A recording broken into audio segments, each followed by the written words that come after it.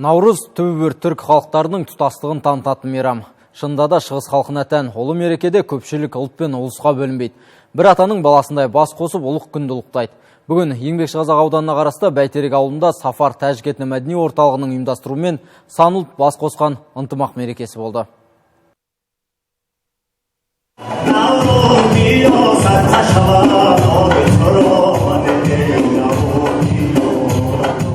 Тәжік ағайын жыл басы жаңару мерекесін осылай думандата бастады. Облыстағы сан ұлт пен Қазақстан халықтар ассамблеясының бір топ өкілі дипломаттар корпусының басын қосқан ұлы тойда Тәжікстан Республикасының Қазақстандағы елшісі Назирмат Әлезуда көпшілікті Наурызбен құттықтады. Сондай-ақ мерекеде жиылған жұрт әз Наурыздың көп ұлтты мемлекетіміздегі маңызын айтты. Еліміздегі бірлігіміз, тұтастығымыз, тыныштығымыз, татулығымыз, ынтымағымыз берік болсын деймін. Қазақ айтқан ғой, ел мықты болса, ел ағасы, үй мықты болса, бел ағашы, еш уақытта айырылмайық осы бірліктің, татулықтың мерекесінен дегенді айтқан. Бұл шын бірліктің, тұтастықтың мерекесі, бірін-біріне жақындастыратын, ұғыстыратын, түсіндіресін. И сразу видно, что люди после зимы, они как бы не только природа, и сами люди как бы обновляются.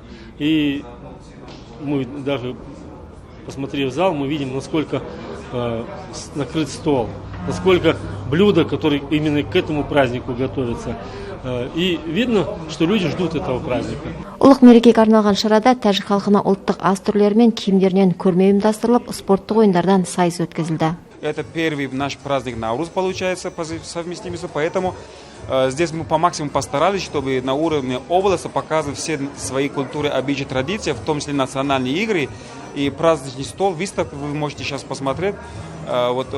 И чтобы все граждане Казахстана, которые живут в области, которые будут сегодня присутствовать здесь, познакомились с таджикскими традициями, культурами и обычаями.